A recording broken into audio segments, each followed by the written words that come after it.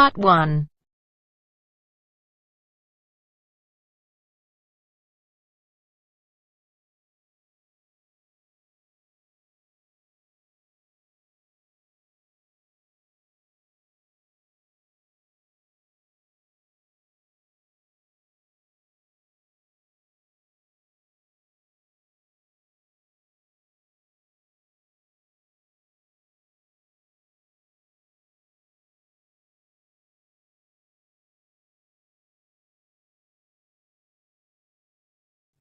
You will hear a man making an application and being shown around a local facility. Before you listen again, you have 30 seconds to read questions 1 to 4.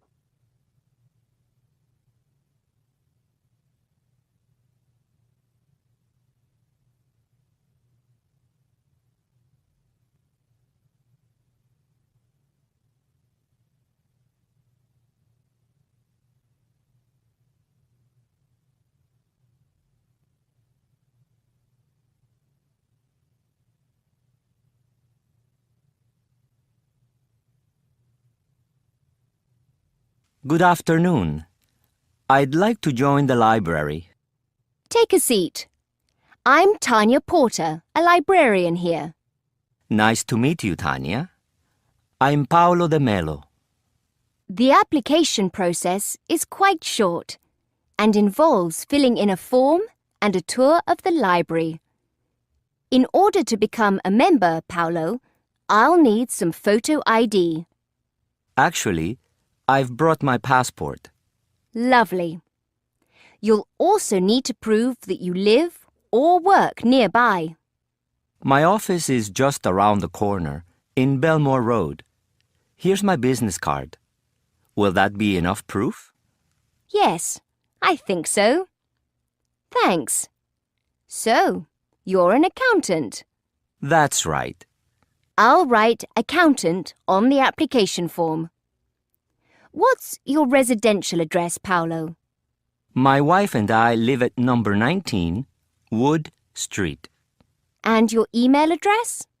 It's paolo2020 at hotmail.com. PAULO 2020? Yes. If you don't mind, I'll just scan your passport. I see you're from Brazil. We've got a section for languages other than English, but I'm afraid we don't have many Portuguese items. I'd be grateful if you could recommend any must-see movies. I'd be delighted. By the way, does my wife need to join as well? Or can she use my card? She's welcome to use yours, but if she brings anything back late, you'll have to pay the fine.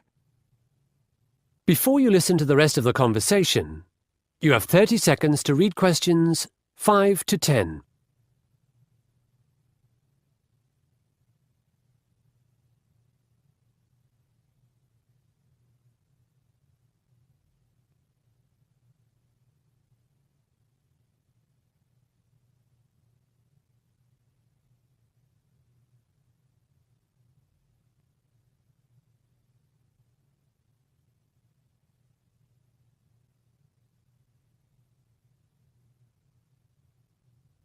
Let's go outside now, Paolo, to see the returns chute. You can put your returns in it at any time. In fact, I'm told this complex is open 24 hours, and there's always a security guard on duty. Next to the chute is the notice board, where we advertise library events and community events. My wife might like to join a book club. Why not? Our book clubs have proven very popular. We've got 3 different ones running at present. The majority of our events are free, but I would recommend booking since we only seat 20 people in the events room. Back inside, here's my desk, and opposite, on the right, an area for newspapers and magazines. That's always a popular spot. Behind the papers is the foreign language section I was referring to before. Here's the main part of the library with our fiction collection. It's one of the biggest in the country. Non-fiction, however, is not so large. What can I see through that glass wall? Our teens room for teenagers, the events room for clubs and talks, and a small storeroom on the right. When we had all that rain over the new year, the teens room was flooded, so while it's being renovated, we're using the events room instead. I'm impressed. Do you also have a computer room? There's no dedicated one. Our 6 computers are behind my desk. You'll find the library catalogue is all online, and we subscribe to a number of databases that are excellent for research. By the way, how many items can I borrow at a time? Up to 10 for 1 month.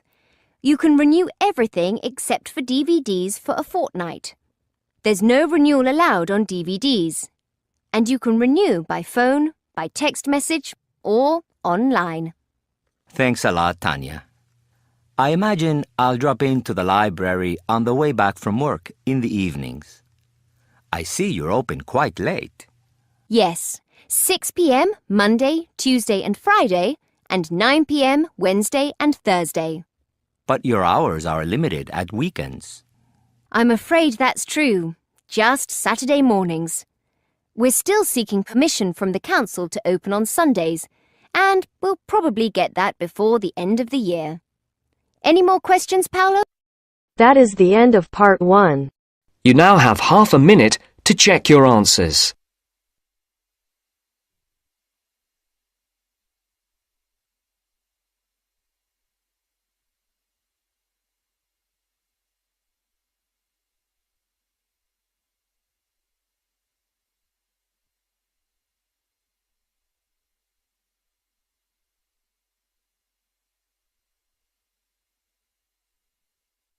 Now turns to part 2. Part 2. Sydney Harbour Bridge Climb. You will hear a man preparing people to climb the Sydney Harbour Bridge. Before you listen, you have 30 seconds to read questions 11 to 14.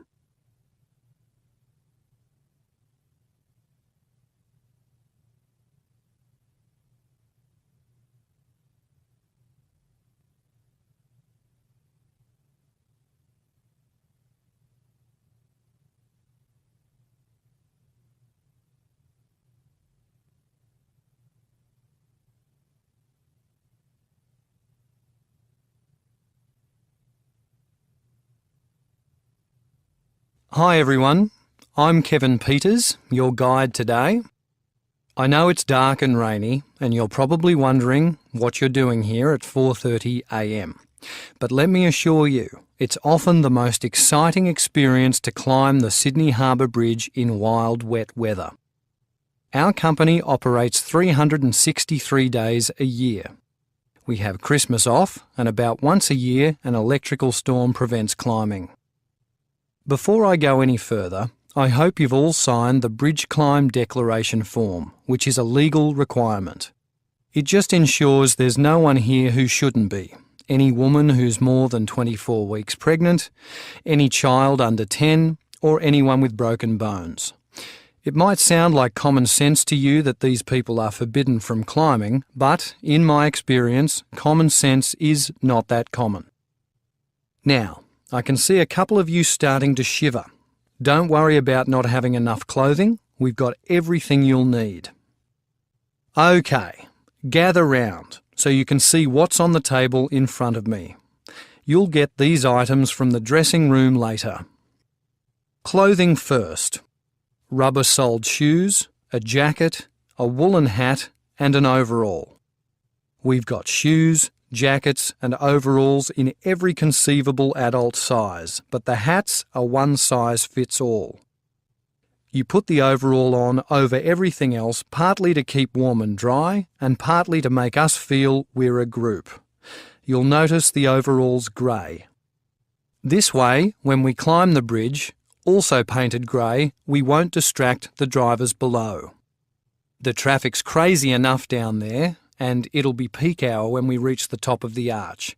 Yes, today we're going right to the top, folks, 134 metres above sea level.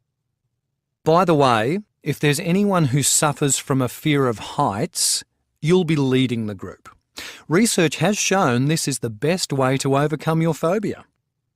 Anyhow, we'll all be attached to a static line, so falling isn't a concern. Before you listen to the rest of the talk, you have 30 seconds to read questions 15 to 20.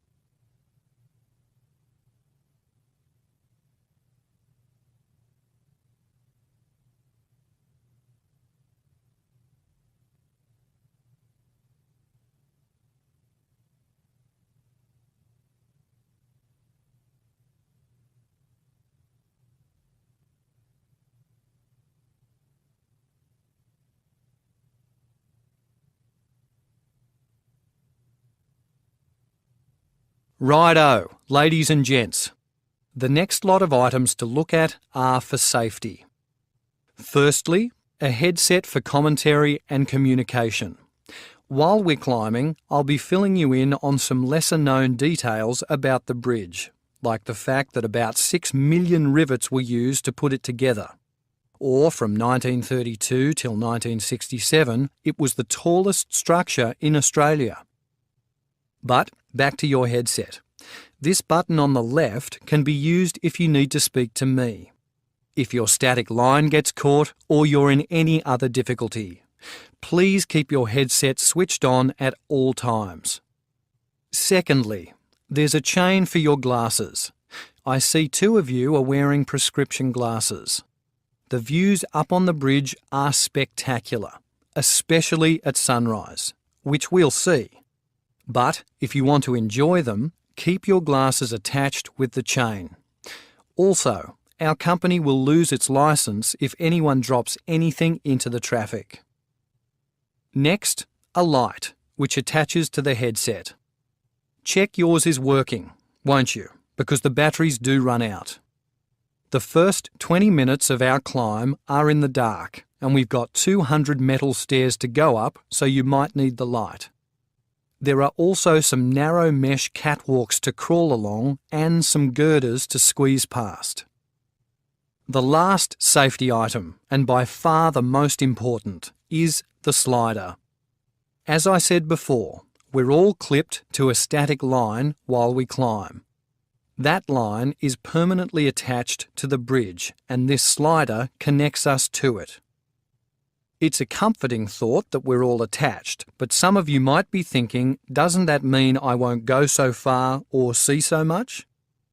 Our climb lasts more than 3 hours, and this bridge is the 4th longest steel arch bridge in the world at 1.15 kilometres. 2 US bridges and 1 in Shanghai do outdo it for length, but not for height. After sunrise, we can see the whole of Sydney Harbour and up to 80 kilometres north, south and west. One last warning. Please leave your personal items in the dressing room. You can't take your wallet or camera or even a bar of chocolate. I'll take a photo of the group at the top of the arch and send it to your email address. As I think I've already mentioned, our licence is granted on condition our customers abide by all our regulations. You're forbidden from carrying things for 2 reasons. 1, you might drop them and cause an accident in the traffic below, and 2, you need both hands free to balance or to hold on to the static line. We're going up high, remember? 134 metres above sea level. That is the end of part 2. You now have half a minute to check your answers.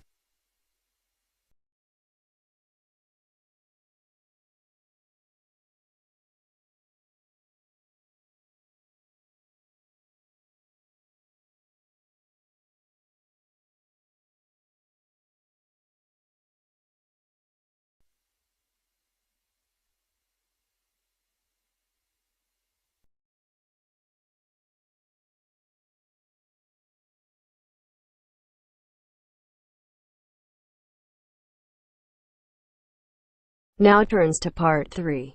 Part 3. Water for Peace presentation.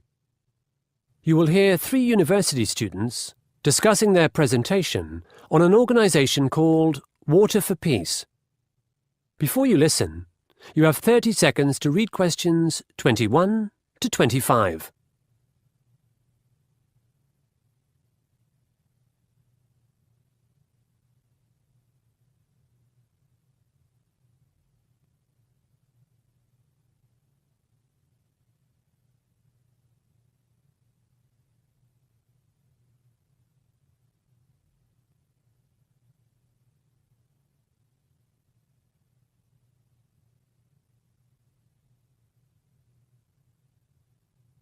So how are we going to do this?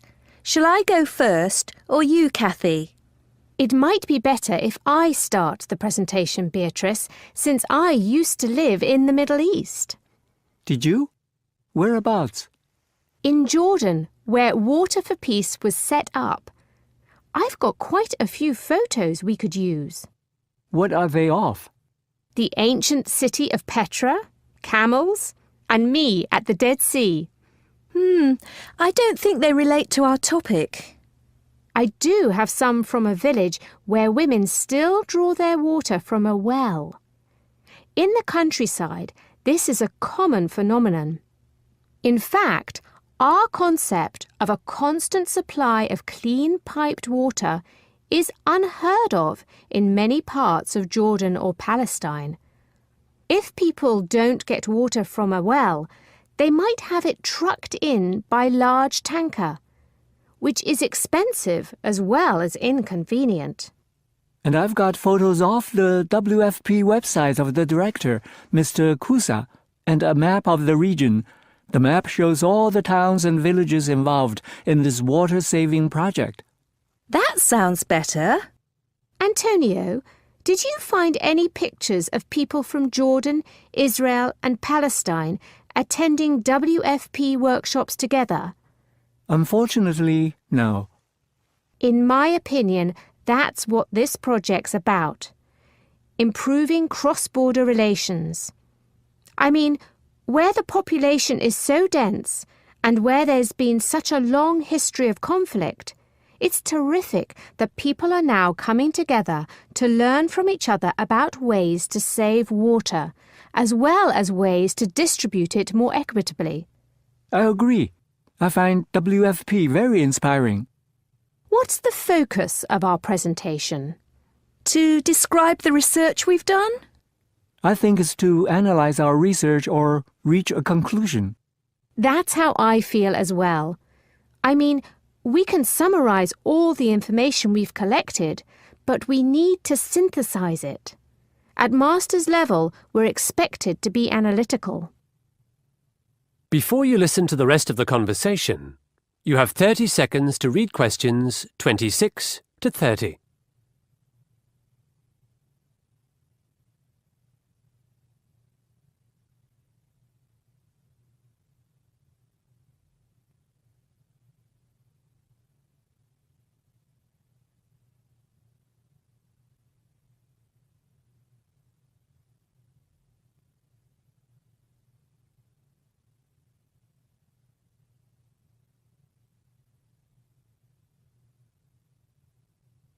What are you going to say, Kathy, in your introduction? I'll show my photos of Petra while I talk about the history of the region. Then I'll use an up-to-date regional map to show fresh water sources, rivers, lakes, aquifers, reservoirs, and the like, and major concentrations of population. That'll help our audience understand the current water issues facing the 3 countries and lead on to Antonio's map of individual towns and villages involved in the project. Lastly, I've got some statistics from 2010 about how much water is used in agriculture, in industry and domestically. I'll cut and paste these into the photo of women getting water from the well that I mentioned earlier. Don't forget to emphasise the importance of the Jordan River, Kathy, and how WFP has saved it. Yes, That's amazing, isn't it? And all thanks to one man, really, Mr. Kusa. Maybe I should follow Kathy, since my research is on WFP itself, whereas Beatrice, you're more interested in international law and the role of the United Nations, aren't you? Yes, I found all the development goals that WFP is aiming towards. According to the World Health Organization, the right to water is linked to other rights enshrined in various United Nations treaties, such as the rights to food, livelihood and housing. That may be so, but not all 3 countries in this project are bound by the same international law. Frankly, on paper, governments may be signatories to treaties and conventions, but on the ground they've failed in their efforts to ensure those rights or to protect the environment. In my country, the Philippines, we've tried to get international money and support for big government-led projects, but they're often ineffective. WFP is working from the grassroots up, which I think is preferable. What do you think, Beatrice? I'm not sure. The wider context is important. We need the UN to provide a legal framework and to set standards. Perhaps. Do you think we've got time tomorrow to practice our presentation?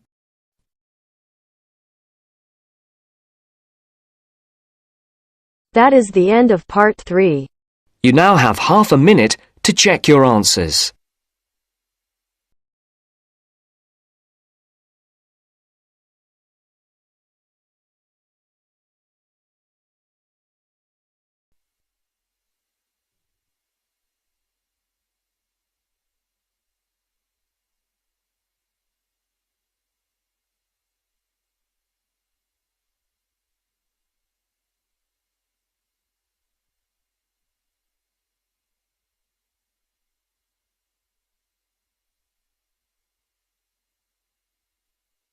Now turns to part 4. Part 4. Learning styles. You will hear a lecture on a way of teaching called Learning Styles. Before you listen, you have 45 seconds to read questions 31 to 40.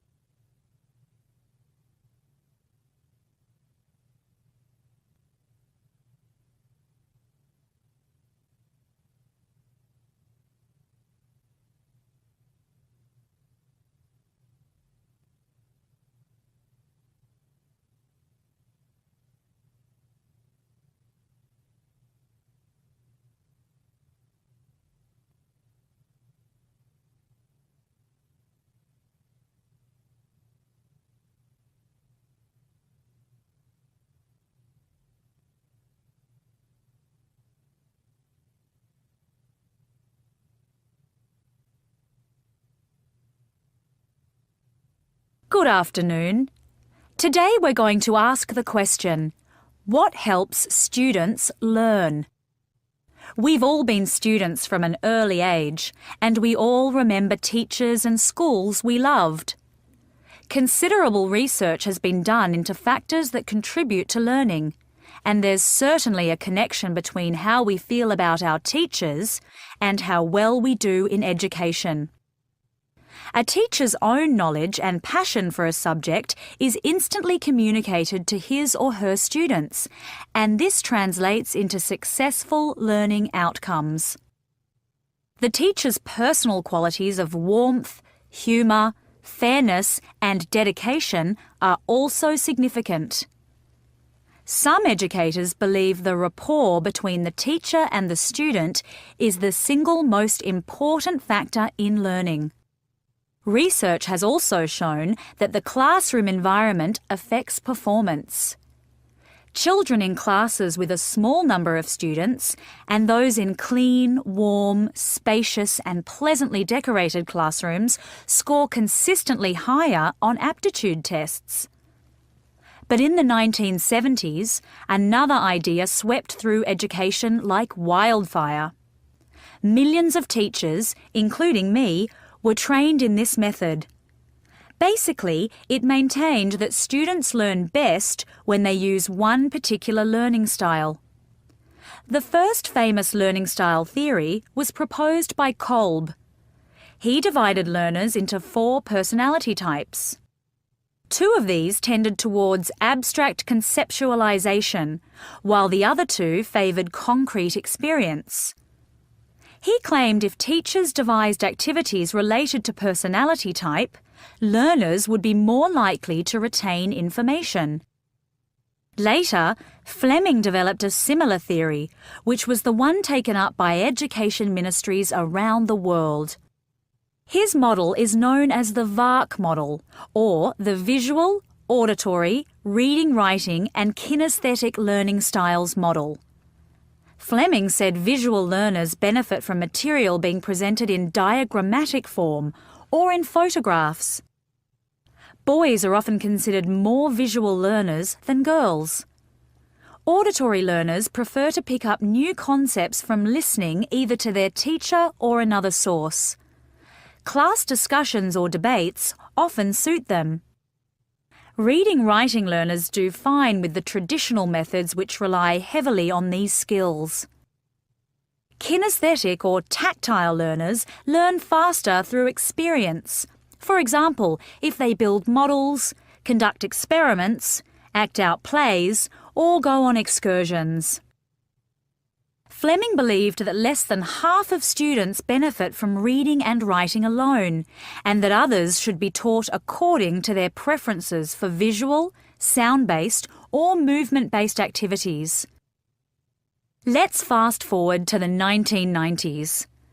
Chris Jackson is a neuropsychologist.